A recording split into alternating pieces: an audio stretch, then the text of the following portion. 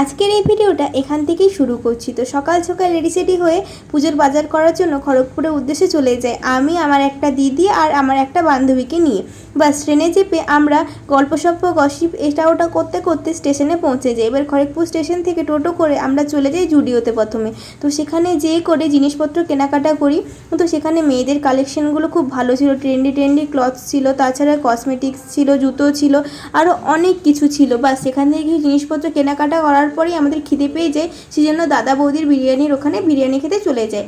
তো তিন প্লেট বিরিয়ানি নিয়েছিলাম আর মৌদির প্লেটে পড়েছিল চিকেন লেগ পিস। তো সেটাই দেখাচ্ছিল। তোমরা কমেন্টে জানিও আমার মধ্যে কে কে ডিমের কুসুম খেতে পছন্দ করো। আমার ডিমের সাদা অংশটা খেতে খুব একটা ভালো লাগে না।